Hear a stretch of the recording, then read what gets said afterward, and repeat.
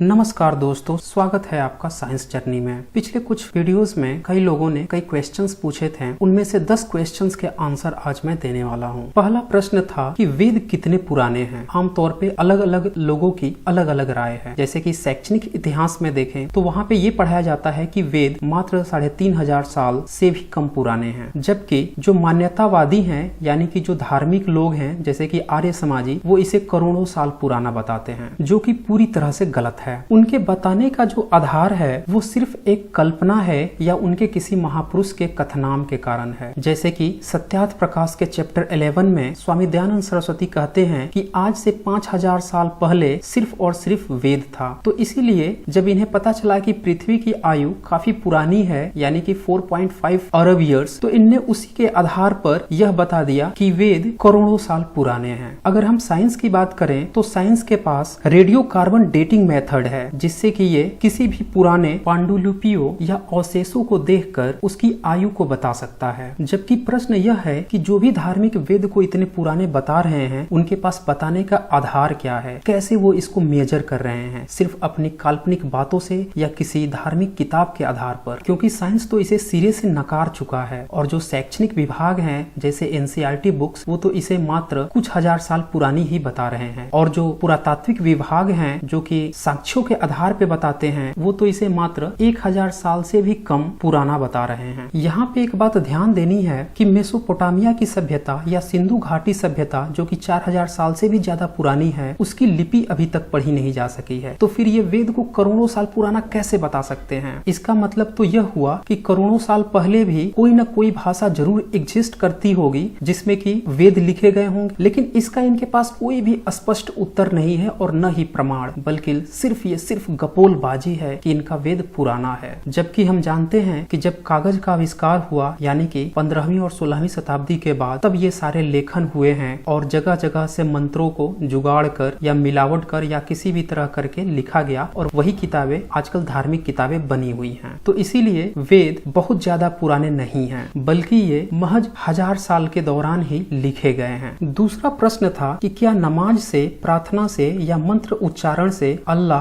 God, ईश्वर खुश होता है? तो ये प्रश्न बहुत ही ज्यादा हास्यप्रद है। भाषा या उसके शब्दों की उत्पत्ति तो महज कुछ हजार सालों में हुई है, और महज कुछ हजार सालों में ईश्वर, अल्लाह, गॉड को डिफाइन करना कितना हास्यप्रद है, वो भी मानव निर्मित भाषा और उसके शब्दों से। जरा सोचिए, अगर आप नमाज पढ़ रहे हैं तो आपकी बात अल्लाह कैसे सुन सकता है? क्या उसके पास कान है? अगर कान है तो इतने करोड़ों लोगों की बात सुनने के लिए कितने कान होंगे? अगर वो देख रहा है तो उसकी कितनी आंखें होंगी? और अगर वो बही खाता नोट कर रहा है ताकि बाद में फैसला कर सके, तो उसके पास कितने ऐसे नोट्स होंगे? इसी तरह से अगर आप प्रार्थना कर रहे हैं तो आपकी प्रार्थना सुनने के लिए आंख, कान, नाक होना भी ईश्वर के लिए जरूरी है, क्योंकि आपकी बातें वो कैसे सुन रहा है, क्या वो फिजिकली है भी या नहीं है, और वो आपके कितना नजदीक या कितना दूर है जो आपकी बातें सुन देख रहा है, और ऐसा उसके लिए क्यों जरूरी है? क्या वो आपके लिए ही पैदा हुआ है या आप उसके लिए पैदा हुए हैं जो आप उसको खुश करते रहें और वो आपके खुश करने के तरीके को देखता रहे? इसीलिए ये पूरी तरह से बकवास बातें हैं कि किसी भी तरह के नमाज, मंत्र उच्चारण या प्रार्थना से ईश्वर खुश होता है। इसके बाद तीसरा प्रश्न था, क्या संस्कृत दुनिया की सबसे प्राचीन भाषा है? यह भी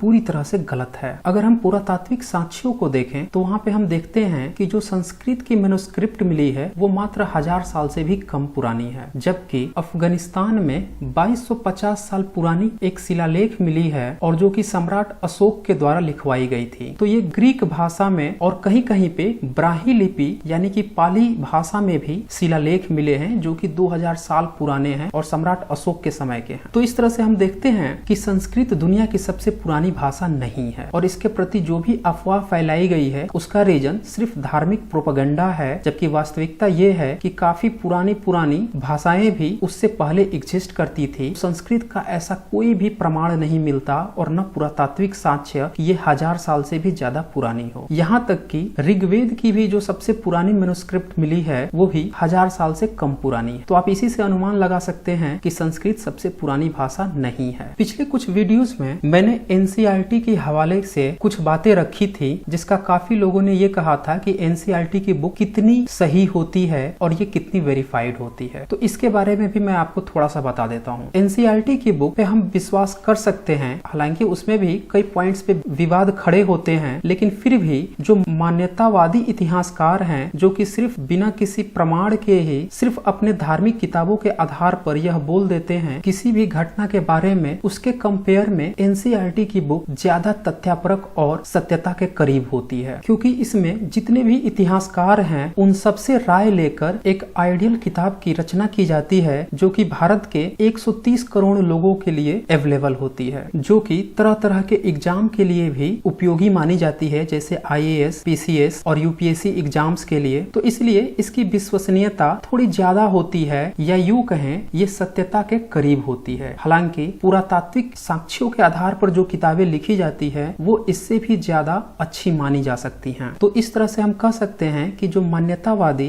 या जो धार्मिक लोग हैं वो जो इतिहास बताते हैं उसके कंपेयर में एनसीईआरटी की बुक सर्वाधिक सत्यता के करीब है। इसके बाद पांचवा प्रश्न था कि क्या कुरान, बाइबल, वेद ईश्वरीय किताबें हैं? यह पूरी तरह से गलत है। कोई भी किताब मानवीय संरचना है, न कि किसी भी तरह की कोई प्राकृतिक संरचना। धार्मिक किताबें तत्कालीन परिस्थितियों में अच्छे कार्यों के लिए भी तथा षड्यंत्रपूर्ण भी लिखी गई थी। इसे एक उदाहरण से समझे। अगर कुरान ईश्वरीय किताब होती तो पिछले 1400 सालों में यह किताब क्या सिर्फ दुनिया के 1/3 से भी कम हिस्से में ही पहुंच पाती? यानी कि ईश्वर का मैनेजमेंट सिस्टम काफी खराब है, क्योंकि जब भी कोई वस्तु मैन्युफैक्चर होती है तो ये प्रयास किया जाता है कि ज्यादा से ज्यादा लोगों के पास इसे पहुंचाया जा सके। और अरबों ईयर्स पुरानी इस धरती पे अल्लाह को सिर्फ 1400 साल पहले याद आता है कि कुरान भेजनी चाहिए। कितनी हास्यप्रद बात है। तो तर्क के आधार पे भी यह बिल्कुल सही नहीं है। जबकि अगर हम विज्ञान को देखें तो इसने मात्र 20 साल में ही पूरी दुनिया के हर कोने कोने में हर मनुष्य के पास सेलफोन को पहुंचा दिया। यही हाल प्रार्थना करने वाले और मंत्र पढ़ने वालों के साथ भी है। उनके भी ईश्वर ने अलग अलग ढंग से इस धरती की,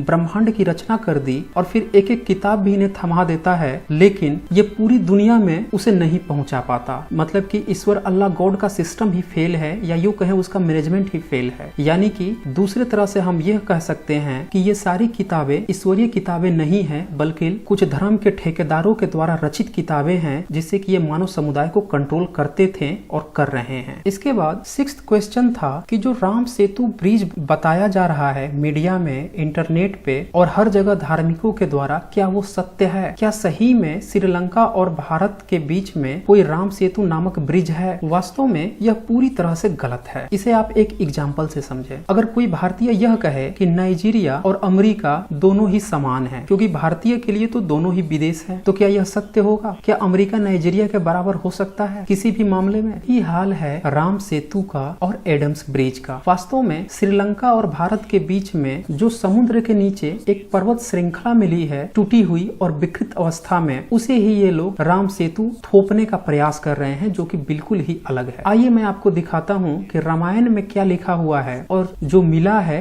वो क्या है, और कैसे लोग हंसुए की शादी में खुरपी के गीत गाए जा रहे हैं। इसकी पुष्टि के लिए सबसे पहले मैं आपको रामचरितमानस दिखाता हूँ और फिर मैं वाल्मीकि रामायण भी दिखाऊंगा, क्योंकि बहुत लोगों का मानना है कि रामचरितमानस में मिलावट है। तो रामचरितमानस में जो युद्ध कांड है उसमें तुलसीदास ये लिखते हैं कि विकट बानरों के समूह दौड़ जाइए और वृक्षों तथा पर्वतों के समूह को उखाड़ लाइए, ऐसा नल कह रहे हैं, जो कि राम के सेना के सेनापति हैं। यह सुनकर बानर और भालू यानी कि हुंकार करके और श्री रघुनाथ जी के प्रताप समूह की जय पुकारते हुए चले, और फिर ये लोग बहुत ऊंचे ऊंचे पर्वतों और वृक्षों की खेल की तरह उखाड़ कर उठा लेते हैं और ला लाकर नल नील को देते हैं। वे अच्छी तरह गढ़कर सुंदर सेतु बनाते हैं। बानर बड़े बड़े पहाड़ लाकर देते हैं और नल नील उन्हें गेंद की तरह ले लेते हैं। सेतु की अत्यंत सुंदर रचना देखकर कृपा सिंधु श्री राम हंसकर वचन बोले। तो इन्हें 2-3 ही श्लोक में पुल की रचना करा दी और इन्हें क्लियर बताया कि बड़े बड़े पहाड़ और वृक्ष को लेकर ये समुद्र में डालते हैं और उससे ये सेतु बनाते हैं। आइए देखते हैं वाल्मीकि रामायण क्या कहते हैं इस बारे में। इसमें भी युद्ध कांड के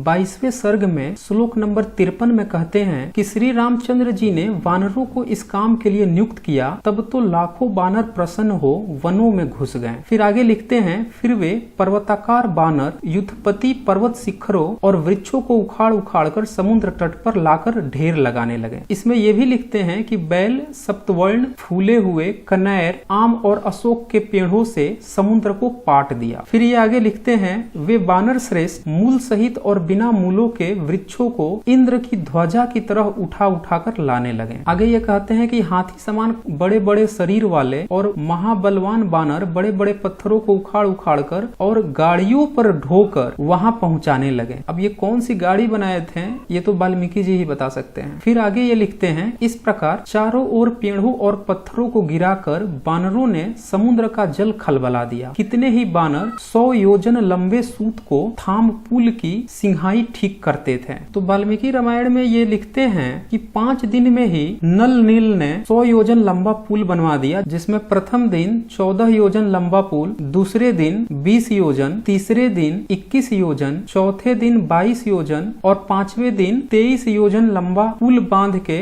लंका स्थित सुएल पर्वत पर पहुंच गए। अर्थात पुल का काम नल ने 5 दिनों में पूरा कर डाला। अब इसी में ये 75 श्लोक में बोलते हैं कि देवताओं और गंधर्वों ने नल का बनाया हुआ अत्यंत दुष्कर 100 योजन लंबा और 10 योजन चौड़ा पुल देखा। तो देखिए यहीं से पकड़ में आ रहा है कि कितनी गपोलबाजी हो रही है। और इससे जब आप कंपेयर करेंगे जो अभी बताया जा रहा है तो आपको सत्य और झूठ का पता चल जाएगा। 1 योजन का मतलब होता है 12 से 15 किलोमीटर। कहीं कहीं पे 12 किलोमीटर लिया गया है, कहीं पे 12.8 किलोमीटर लिया गया है। मैं चलिए सुविधा के लिए 13 किलोमीटर ले रहा हूँ। तो उस हिसाब से 100 योजन लंबा का मतलब हो गया 1300 किलोमीटर और 10 योजन चौड़ा का मतलब हो गया 130 किलोमीटर चौड़ा पुल। तो जरा सोचिए समुद्र पे 130 किलोमीटर चौड़ा पुल कैसे बन सकता है, वो भी 5 दिन के अंदर। तो यहाँ पे आप देख रहे हैं कि जो वाल्मीकि हैं वो काल्पनिकता में कुछ भी बोले जा रहे हैं। तो इस तरह से हम देखते हैं यहाँ पे जो बातें कह रहे हैं उसका एडम ब्रिज से कुछ भी लेना देना नहीं है। जो कि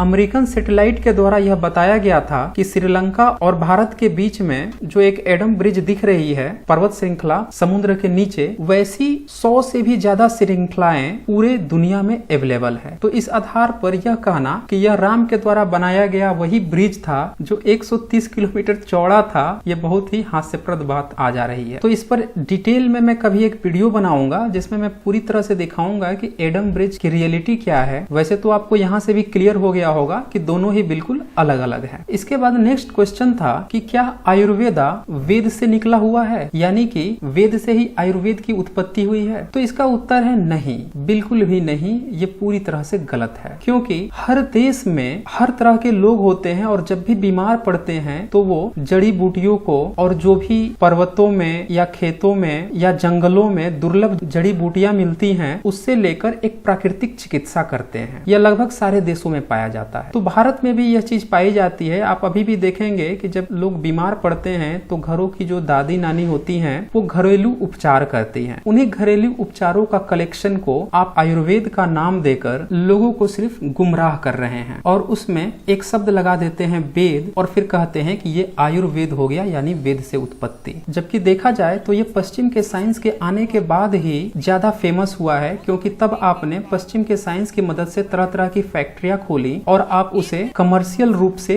बेचने लगे आयुर्वेद का नाम देकर, और उसके साथ ही अपने धर्म का प्रोपेगेंडा यानी वेद को भी डालकर आयुर्वेद बना डालें। जबकि आप जब वेद पढ़ेंगे तो उसमें किसी भी तरह की इस तरह की बातें नहीं लिखी हुई हैं, उसमें कुछ और ही बातें लिखी हैं। उसमें से किसी एक शब्द को आप उठाते हैं और कहने लगते हैं कि देखिए ऋग्वेद में औषधियों के नाम दिए हुए हैं, तो अथर्ववेद में दिए हुए हैं, तो इसमें इतने दिए हुए हैं। इस तरह तरह की बातें करने लगते हैं और ये सिर्फ आप लोगों को गुमराह करते हैं। जबकि इसी तरह की लोकल पद्धति चाइना में भी बहुत पहले अवेलेबल थी। वो ईसा से पहले भी मलेरिया जैसी बीमारियों का इलाज खोज निकाले थे जड़ी बूटियों के द्वारा, लेकिन उन्होंने कभी भी इसे प्रचारित नहीं किया। ये उनके धर्म से निकला हुआ है। अभी भी आप आदिवासी इलाकों में चले जाएं तो वो लोग जब भी बीमार पड़ते हैं तो जड़ी बूटी का इस्तेमाल करते हैं, जबकि उन्होंने कोई वेद नहीं पढ़ा है और न ही उनके यहाँ कोई वेद पढ़ने वाला है जो उससे पढ़कर और जड़ी बूटी दे रहा हो। लेकिन वो कभी प्रचार नहीं किए कि वो जो भी मेथड जानते हैं घरेलू उपचार का वो वेद से निकला हुआ है। इसके बाद 8वां क्वेश्चन था कि नासा में वैज्ञानिक वेद और संस्कृत पढ़ और सीख रहे हैं या फिर उस पर रिसर्च कर रहे हैं, क्या यह सही है? तो ये भी बहुत ही हास्यप्रद सवाल है। आप लोगों को पता है कि किसी भी साइंटिस्ट के पास इतना समय नहीं रहता किसी धार्मिक ग्रंथ या किसी नए लैंग्वेज को सीखे। यह पूरी तरह से प्रोपेगेंडा बेस्ड स्टोरी है और धार्मिकों के द्वारा अपने धर्म के प्रचार हेतु हमेशा ही नासा का या फिर किसी साइंटिस्ट का नाम लेकर ताकि लोग विश्वास कर सके प्रचारित किया जाता है। सबसे अच्छा उपाय है कि आप जब उसकी वैकेंसी निकलती है, जो रिक्रूटमेंट होता है, तो उसमें भी एक कॉलम देख लीजिए कि क्या वो रिक्रूटमेंट के लिए किसी संस्कृत स्पेशलिस्ट को भी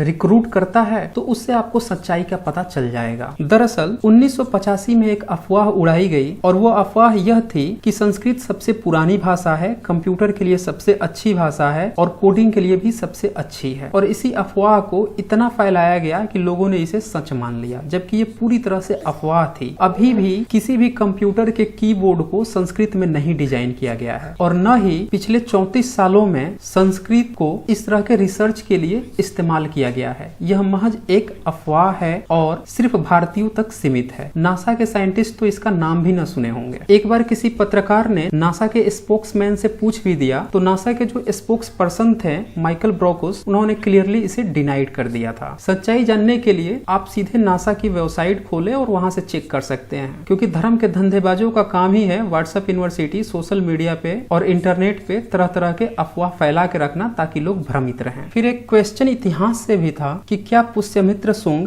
ब्राह्मण थे? तो ये क्वेश्चन जो है काफी हाईलाइटेड क्वेश्चन है और इस पे बहुत सारी थियरीज हैं। इसका आंसर मैं आपको एक प्रसिद्ध इतिहासकार राजीव पटेल जी की बुक वैदिक युग का घालमेल से दूंगा। इसमें राजीव पटेल जी कहते हैं कि पुष्यमित्र शुंग के ब्राह्मण होने की कहानी सकारात्मक और नकारात्मक दोनों रूपों से आज काफी प्रचारित की जाती है। जबकि शुंग के बाद कुछ हिंद बैक्टीरियाई यूनानी विदेशी शासक भारत आए थे और भारत में वे सभी बौद्ध बन गए। आखिर ये करिश्मा कैसे हो गया? फिर इसमें ये कई सारे प्रूफ देते हैं और ये प्रूफ ऐसा था जिससे ये पाया गया कि पुष्यमित्र शुंग ने कई सारे बौद्ध स्तूपों का निर्माण भी करवाया और मरम्मत भी करवाई। और इसमें यह भी पाया गया कि पुष्यमित्र शुंग के समय न ही कोई वैदिक काल था, न इसने किसी वेद और मंत्र की रचना संरचना कराई, उल्टे इसने बौद्ध स्तूपों का निर्माण कराया। अब जैसे देखिए यहाँ पे लिखते हैं पुष्यमित्र शुंग के काल में कोई वेद या वैदिक मंत्रों वाली संस्कृत भाषा का कोई साक्ष्य मिला भी तो नहीं है। फिर इतनी हाय तौबा किस आधार पे हो रही है? अगर पुष्यमित्र शुंग सही में ब्राह्मण था तो पुष्यमित्र शुंग ने किसी अभिलेख में ब्राह्मण होने का लिखित साक्ष्य छोड़ा है क्या? फिर इसी में ये आगे लिखते हैं कि उन्होंने जो लेख लिखवाए वो संस्कृत में भी नहीं है। आगे ये लिखते हैं कि पुष्यमित्र शुंग द्वारा लिखित कई साक्ष्य आज के संग्रहालय की शोभा बढ़ा रहे हैं। आप उनमें से एक भी प्रमाण बताएं जिससे यह साबित हो कि पुष्यमित्र स्वयं या किसी के द्वारा भी वेद या वैदिक लिपि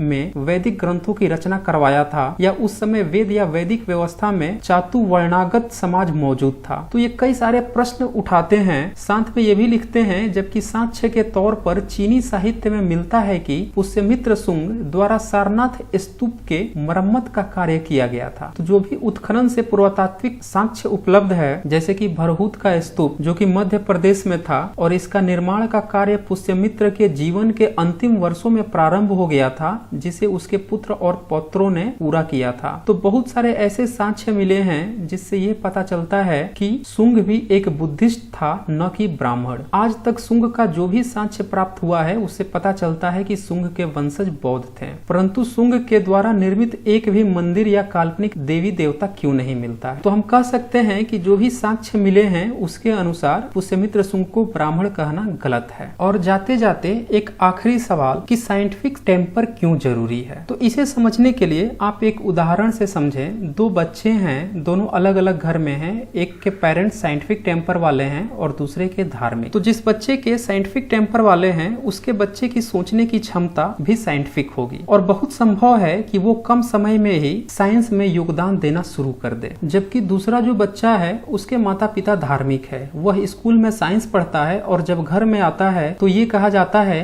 कि साइंस सिर्फ पढ़ने की चीज होती है, धर्म तो आंख मूंदकर बिलीव करने पर विश्वास करता है। तो आप इसी से अनुमान लगा लें कि दूसरे बच्चे का योगदान साइंस में क्या होगा। वो कभी अपने माइंड में साइंटिफिक टेम्पर क्रिएट ही नहीं कर पाएगा, उसके सोचने समझने की क्षमता काफी कंफ्यूजन में होगी और इसीलिए जब भी वो कुछ पढ़ाई करेगा तो आसानी से नहीं समझ पाएगा, क्योंकि वो बिल्कुल ही दो अलग अलग माहौल में रह रहा है और इस कारण से उसे हर चीज को समझने के लिए रटना पड़ेगा। यही कारण है कि धार्मिक देशों के बच्चों को ज्यादा एफर्ट लगाना होता है, जबकि साइंटिफिक टेम्पर वाले देश के बच्चे आसानी से उन बातों को समझ जाते हैं और साइंस में बहुत ज्यादा योगदान देते हैं। इसीलिए वो देश दिनों दिन तरक्की करते जाते हैं। उदाहरण के लिए जापान, चीन, इजराइल का भी आप नाम ले सकते हैं। अब आपको खुद ही यह तय करना है कि आप अपने बच्चों को साइंटिफिक टेम्पर देना चाहते हैं या धर्म के धंधेबाजी में फंसाकर उसका कैरियर तो खत्म ही कर रहे हैं, साथ ही मानव सभ्यता को भी बर्बाद किए जा रहे हैं, क्योंकि धर्म से सिर्फ और सिर्फ अंधविश्वास जन्म लेता है और जो धर्मों का अब तक का इतिहास रहा है उससे मानव सभ्यता को सिर्फ और सिर्फ शोषण,